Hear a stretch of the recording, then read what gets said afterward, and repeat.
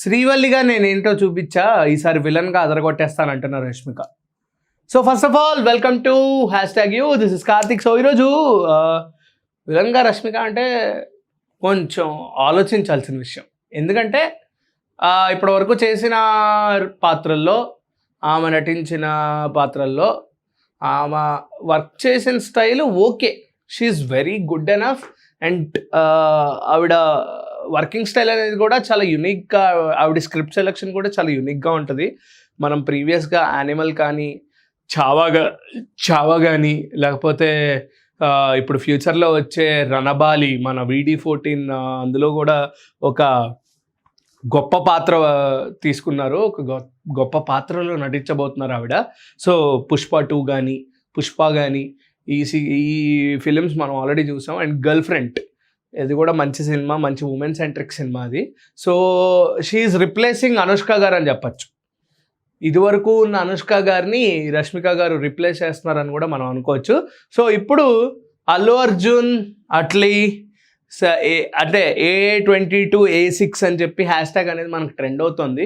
అల్లు అర్జున్ అట్లీ గారి సినిమాలో రష్మిక గారు ఒక విలన్ రోల్లో యాక్ట్ చేయబోతున్నారు అండ్ మనకి కనిపించబోతున్నారు అండ్ అలరించబోతున్నారు కూడా. ఎందుకంటే రోల్స్ అనేవి చాలా చూజీగా చూస్ చేసుకోవాలి, అందులో కూడా మంచి వర్సటైలిటీ ఉండాలి, నాకంటూ ఒక గొప్ప రికగ్నిషన్ కావాలి అని ఆలోచించి ఈవిడ సెలెక్ట్ చేసుకుంటారు రోల్స్ అన్నీ. ఇప్పటి వరకు ఆవిడ స్క్రిప్ట్ సెలెక్షన్స్లో 100%కి 85% తన విన్నింగ్ రేషియో ఉంది.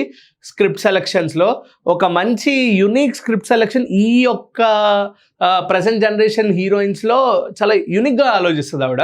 సో అందుకే ఇప్పుడున్న ప్రజెంట్ జనరేషన్లో హీరోయిన్స్కి విన్నింగ్ పర్సంటేజ్తో కంపేర్ చేస్తే రష్మిక గారి విన్నింగ్ పర్సంటేజ్ అనేది టాప్లోనే ఉంది. సో A22 సినిమా ఏదైతే ఉందో దానికి ఇంకా టైటిల్ అయితే ఫిక్స్ చేయలేదు. అల్లు అర్జున్ గారు 2 విభిన్న పాత్రల్లో మనకైతే కనిపించబోతున్నారు. సో అందులో రష్మిక గారు విలన్గా కనిపించబోతున్నారు. అండ్ దానికి ఒక విజువల్ వండర్, అది సైంటిఫిక్ ఫ్యూచరిస్టిక్ వరల్డ్ని క్రియేట్ చేయబోతున్నారు అట్లీ గారు. సో అందుకనే చాలా టైం పడుతుంది ఆ సినిమాకి. ఆల్రెడీ ఈవిడ రోల్ అయితే లాక్ అయిపోయింది, ఆల్మోస్ట్ 30 days షూట్ కూడా అయిపోయిందంట. సో ఈవిడ అల్లు అర్జున్ గారితో ఫేస్ ఆఫ్ విలన్గా, ముందే మనం శ్రీవల్లిగా చూసామని లాస్ట్ సినిమానే, ఇప్పుడేమో విలన్గా చూడబోతున్నాం అనేది కొంచెం చాలా షాకింగ్గా కనిపిస్తుంది. సో మీరేమనుకుంటున్నారు, రష్మిక గారు కరెక్టేనా, విలన్గా పర్ఫెక్ట్గా సూట్ అవుతారని మీరు అనుకుంటున్నారా? ఎందుకంటే అల్లు అర్జున్ గారి ప్రీవియస్ సినిమాలు కూడా చూస్తే ఒక విలన్కి ఇంపార్టెన్స్ అనేది చాలా ఎక్కువగా ఉంటుంది. బట్ ఇక్కడ ఫీమేల్ విలన్ అనగానే చాలా షాకింగ్గా ఉంది. అండ్ దీపికా పడుకునే గారి రోల్ కూడా చాలా యూనిక్గా ఉంటుంది. అండ్ వాళ్ళకి దీపికా పడుకునే గారికి రష్మిక గారికి చాలా కాంబినేషన్ సీక్వెన్సెస్లో అదిరిపోయే ఎలిమెంట్స్ కనిపిస్తాయంట సినిమాలో. అండ్ దాంతోపాటు మృణాల్ ఠాకూర్ గారు కూడా ఈ సినిమాలో ఉన్నారు, అండ్ జాన్వీ కపూర్ గారు కూడా ఈ సినిమాలో ఉన్నారు, అండ్ భాగ్యశ్రీ బోర్సే గారు కూడా ఈ సినిమాలో ఉన్నారు. So total 5 heroines A22 A6.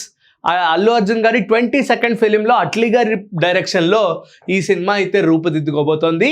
So ఆ సినిమాలో first of all Rashmika Mandanna గారు, దీపికా పడుకునే గారు, జాన్వీ కపూర్ గారు, మృణాల్ ఠాకూర్ గారు, భాగ్యశ్రీ బోర్సే గారు, 5.